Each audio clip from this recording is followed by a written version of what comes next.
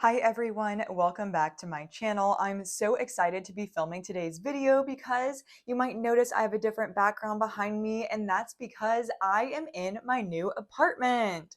I was so excited for my lease to be up, and I love the space that I've moved into. I think that it's going to be way better for filming because not only does my bedroom get amazing lighting, but the living room does as well. I appreciate all of your support as my channel goes through its glow up, and thank you so much for letting me tell you a true story today.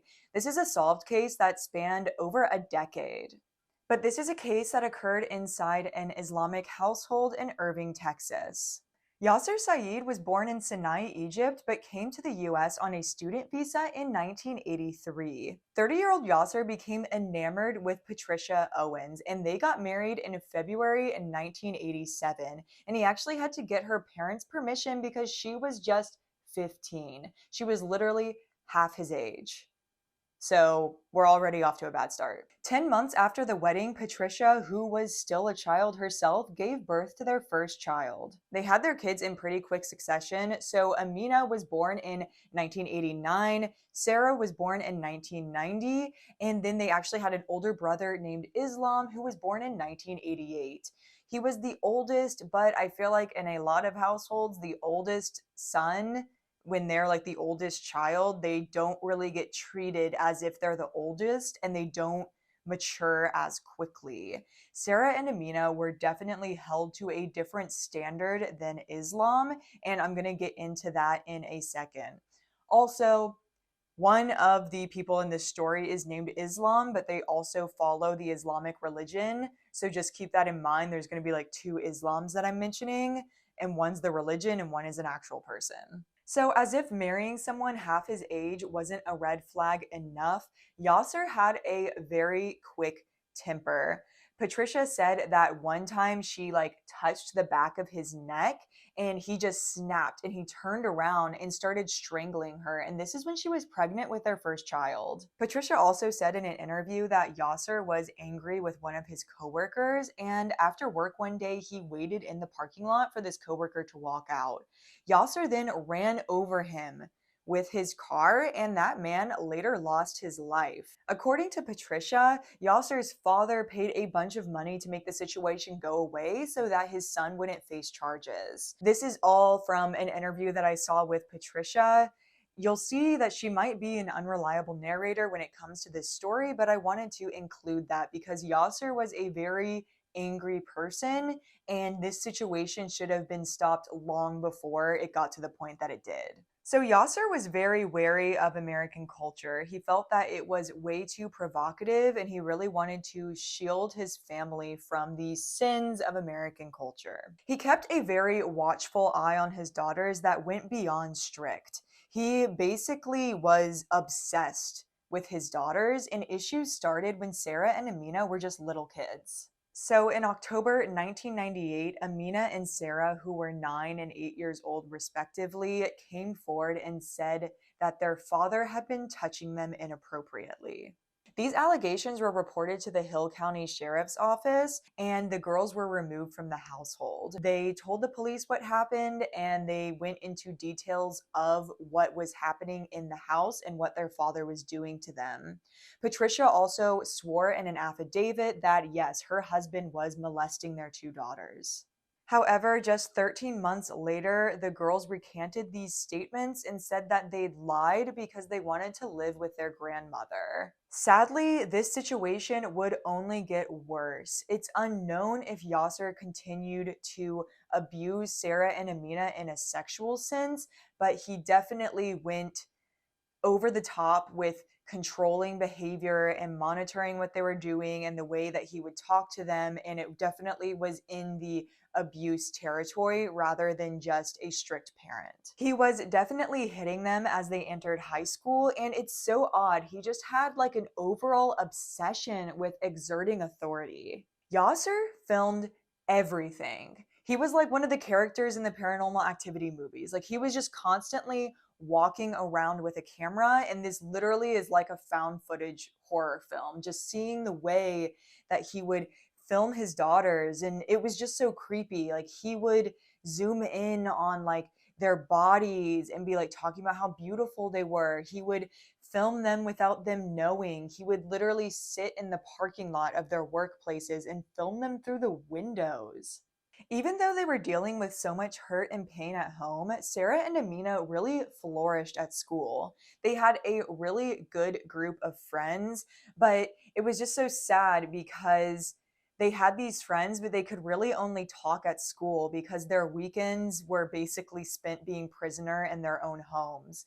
Their friends would go on to say that if they were making plans that weekend to maybe like go see a movie, it was just a given that Sarah and Amina wouldn't be there because their dad would say no.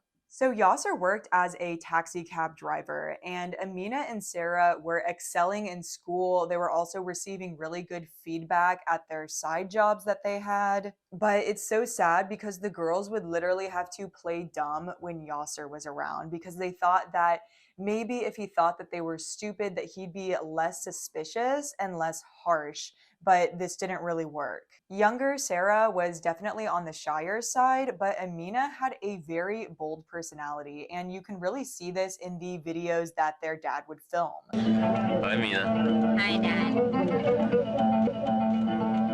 you cold? Freezing. And I hate this music. It's like he's crying. Mom, open the sunroof so rain can get on Dad. She was very, very funny, and she wasn't afraid to tell you what she really thought. She was extremely outspoken, and on top of that, she was very, very beautiful. She honestly could have been signed to a modeling agency. She had gorgeous eyes and an amazing smile. He would also search their rooms to see if there were any love letters from boys hidden somewhere. And Islam served as his little spy. So the girls would often show up early to school so that they could chat with their friends in the parking lots. I actually did this too when I was in high school. And Islam would come too, but like these weren't even his friends. He would literally just stand there silently, and the friend group just knew that everything that they were saying would be relayed back to Yaser. Yaser was very conservative, and he was really worried about the perverse American culture ruining his daughters in some way and making them less fit for marriage. He absolutely forbid dating, and it's interesting because he didn't want them dating American boys, but Sarah had an Islamic friend, and even with this friend, she was absolutely terrified of her father finding out. Even though he met all the criteria that Yaser had, Sarah didn't even want her dad to know about this friend that was also Islamic, that was also Middle Eastern. And again, this friend also said that he would say like a very basic statement about the Islamic religion, and the girls would have no idea what he was talking about. So clearly, Yaser wasn't raising them to be religious. I think that the situation with Yaser was a lot more about control and about his fragile male ego rather than like deviating from the religion. This was in the early 2000s, so the girls did have cell phones, and he would literally comb through their cell phones, grilling them on each male contact in their contact list. So their older brother Islam was taking classes at the Taekwondo studio, and Amina and Sarah also decided to enroll. It was at this studio that Amina caught the eye of a boy named Joseph, and it's so cute. It was actually like love at first sight. So Joseph was doing push-ups, and when Amina walked into the room, he literally fell down. And one day, Joseph was on his cell phone, and Amina walked up and said, "Oh, you have a cell phone. You should get my number then." Even though her father really wanted to dim her shine, Amina had a very bright personality. The two started talking at Taekwondo, and then they started dating in secret in 2005 when Amina was 16. Amina begged their instructor not to say anything about her boyfriend to their dad and to talk to the severity of this secret. Patricia, their mom, even walked into the Taekwondo studio one day to speak to the instructor and say, "Hey, don't say anything to their father about the boyfriend." As the girls grew older, they became more confident in standing up to their dad, and you can see that Amina kind of talked back to him a lot, and Sarah also went and got an American boyfriend as well named Eric. It's so sad how their father's controlling behavior was so known among the girls' peers, Like everybody who knew them knew that there was a level of secrecy that happened between the girls and their friends and then with the father. So the girls even had a secret code that they used when texting their friends. They would send a 9 if it was safe to talk openly, and then if Yaser was around, they'd send a 7 and their friends would know not to say anything and not to reply to any texts. This seemed like overkill at first, but then one night Joseph received a 7 from Amina, meaning that he shouldn't respond. But then just minutes later, he received a text message saying, "Hey, what's up?" And then, "Can you call me?" But a 7 had been sent, so he didn't respond. And then the next day, Amina confirmed that Yaser had taken her cell phone and he was just driving around the city in his taxi cab, texting and calling the numbers in her contacts at random. Like, it's honestly ridiculous because Sarah and Amina were excelling at school, they were doing well at their jobs, but Yasser still couldn't stop treating them like they were prisoners. So Sarah and Amina had jobs at the grocery store, and one of Sarah's coworkers said that one day she saw Sarah stop doing what she was doing and just like stare off, like almost like she was like petrified.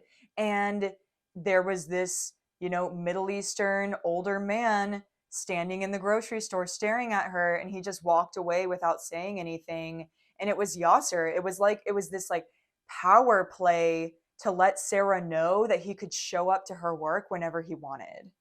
Wait. She smiled to the customers. Bubba, she has to. Part of her job. She's in trouble. Ground her.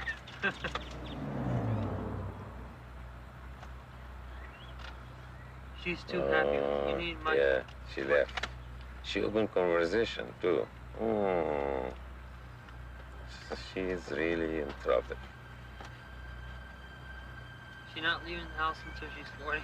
The girls were literally living in fear. I know that Amina was really paranoid that he had installed a listening device in her steering wheel in her car so that he would know what she was saying to Sarah when they were driving around or if she was like hanging out with somebody. And Yasser was talking about bringing Sarah and Amina to Egypt, which he did every summer. But as they were growing older, he wanted to force them into arranged marriage. So Yasser had a whole plan that was supposed to start in May when Amina was set to graduate high school.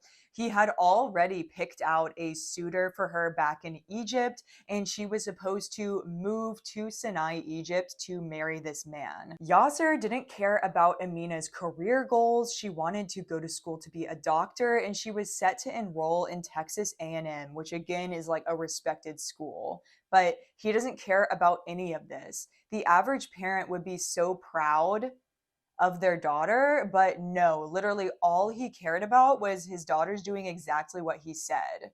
And Amina was not okay with this at all. She would regularly say that this would never happen. Like Amina and Sarah would tell their friends that Yasser would be like, "Well, Sarah, get used to your sister not being around," or like, "Sorry, Sarah, Amina's gonna have to die." Like, he would regularly threaten his daughter's life. And there were people around the sisters who wanted to protect them. Not only was Joseph extremely concerned, and Joseph's mother had kind of like taken Amina in as her own. They knew about the arranged marriage thing, they knew that she wanted to go to college, and Joseph really wanted to treat Amina like a queen. He was like the polar opposite of Yasser.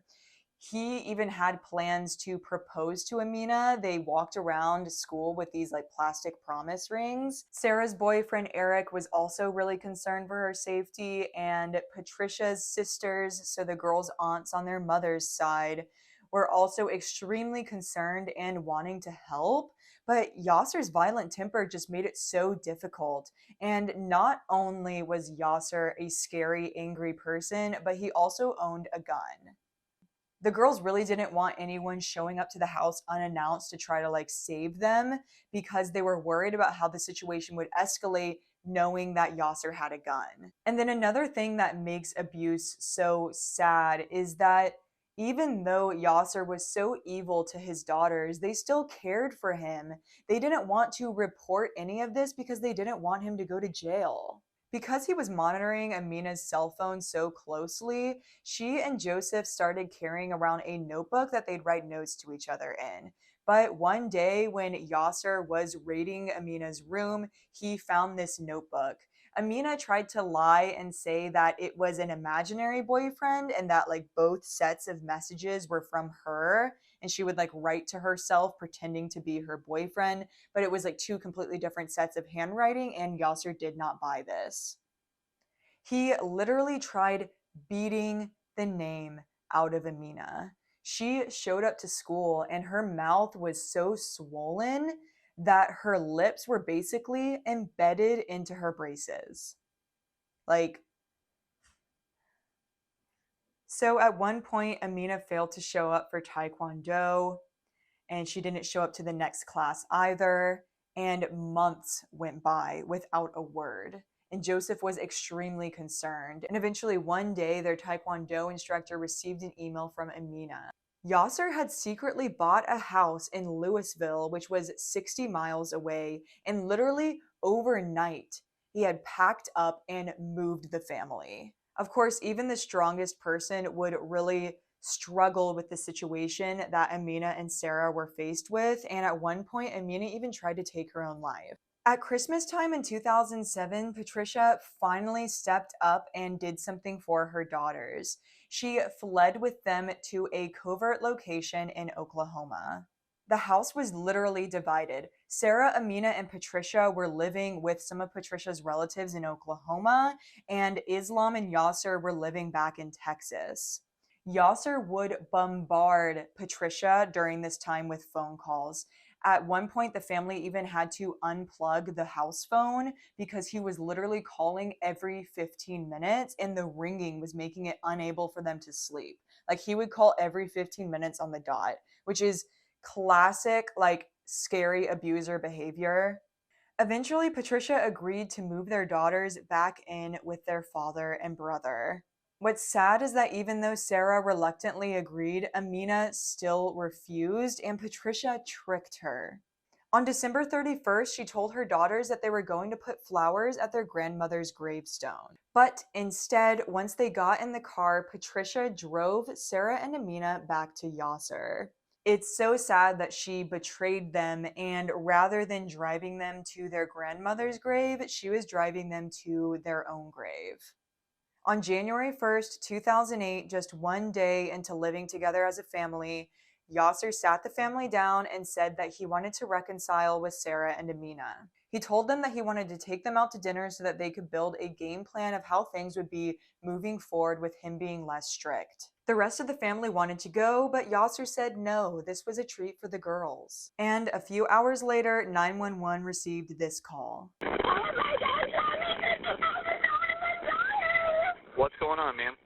I'm dying, that's what's up. Even though she'd been shot by her father, Sarah still had the strength to call 911, but the operator was really overwhelmed by this call and she never gave a location, and for whatever reason, they weren't able to track it. But shortly after, a taxi driver called 911 and said that he was outside the Omni Hotel and he looked in the back seat of another taxi and there were two bloody unconscious teenage girls.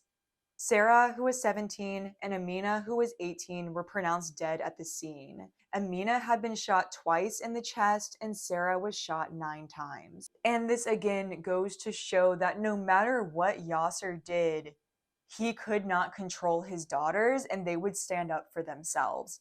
Even after being shot 9 times, Sarah still found the strength to call 911 and to call her father out on his abusive bullshit. Because of Sarah's 911 call accusing her father, Yaser was immediately known to the police as the killer. On top of his victim's own accusation, there were plenty of witnesses that would come forward to describe Yaser's abusive behavior and how the situation had escalated to this. The pistol that he used to shoot the girls was also found in the car. So after this, before the police had found the girls, Yaser returned home and he told Islam and Patricia that he had split up with the girls and given them his taxi. But after this, Yaser booked it out of town. There was a huge manhunt, but there was no sign of the man who had murdered both of his daughters. And Patricia, who was now a single mom of not 3, but just 1 kid, had to plan the girls' funerals. And what's really sad is that Amina's boyfriend Joseph came to the funeral, but Islam and all of his friends stopped him at the door and they were yelling at him. They were accusing Joseph of being responsible for Yaser's actions. They said that Joseph and his relationship with Amina had triggered Yaser. The FBI would be searching for 12 years before locating Yaser. He was even on the FBI's top 10 most wanted list, and at one point it was rumored that someone had seen him driving taxis in New York City, but nothing ever came of this. Then in August 2017, a maintenance man of an apartment complex called to say that he had recognized Yaser from his wanted poster. He said that Yaser was one of the tenants in one of the buildings that he was operating on. An FBI agent arrived to look into this and he knocked on the door to see that the apartment belonged to none other than Islam Said.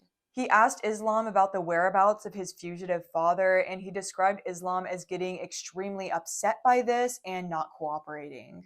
He also walked into the apartment and said that one of the windows was open and the bushes below that window were flattened as if somebody had jumped out and run away. Following 2 years of surveillance on Islam, FBI agents observed Islam and his uncle driving to a random house in Justin, Texas. The two went into the house and then they walked out carrying a trash bag and they proceeded to drive 20 miles away to dispose of this trash bag at the dumpster of a shopping center. The FBI took trash from this trash bag and tested it to find that the DNA belonged to the biological father of Sarah and Amina Said, so Yaser. The FBI raided the house and arrested Yaser in August 2020. He was finally in custody after evading capture for 12 years. For over a decade, this guy was on the run after brutally murdering his 2 teenage daughters. So in court, Yaser pled not guilty. He said that on that night, he was driving the girls to dinner and he noticed a car was following them. Because tensions were so high in the household, he thought that maybe the girls had hired a hit. So he parked his car, told the girls that they could take it, and he ran away. But again, if you had a gun, why would you leave it in the car? And then also, those are your daughters. You should be protecting them. Why are you leaving them alone if you think there's an element of danger? Yaser was convicted of capital murder and the double homicide of Sarah and Amina Said, and he was sentenced to life in prison. And then you might be wondering what happened to Islam and his uncle since they both knowingly helped the man who murdered their own family members hide from the police for 12 years. So for helping Yaser evade capture, Islam received a sentence of 10 years in prison, which he is currently serving, and his uncle received a similar sentence. So one of the biggest questions I have in this case is, what was Patricia doing this whole time? She says that she didn't believe that Yaser was abusing their daughters, even though there's the affidavit from when they were little kids and they said that he was touching them. And then the fact that at that one point, Amina's face was extremely bruised. And then also, if Patricia was home, she was a stay-at-home mom, so she was definitely in the house. She would know if he was hitting their daughters. You would be able to hear that, you'd think. So Patricia has never received charges for returning the girls back to the person who would end up murdering them, and she says that she had nothing to do with any of this. At Yaser's sentencing, she called him a murderer and the devil himself. She's done several interviews saying that she wasn't aware that the situation was that serious and she didn't think that Yaser was capable of murder. She also says that she will always carry that sorrow of knowing that it was her own husband who murdered her daughters. And I mean, her entire family is gone now. Her husband is serving life in prison, her 2 daughters are dead, and then her son is serving 10 years. But it's hard to believe that she was completely oblivious. I mean, the house sounded tense as hell. Also, Yaser was abusing her, he had laid his hands on her at some point. And then also later on, her own son was helping hide her husband. So was she just unaware that that was happening?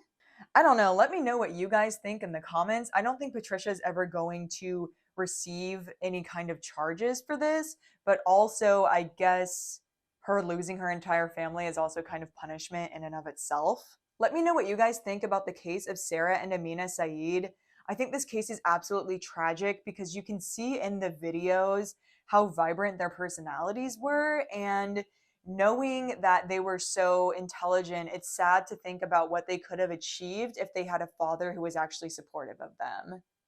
Like this video if you enjoy true crime and follow my account for more. Until next time, I hope you guys all have a wonderful day and stay safe. Bye!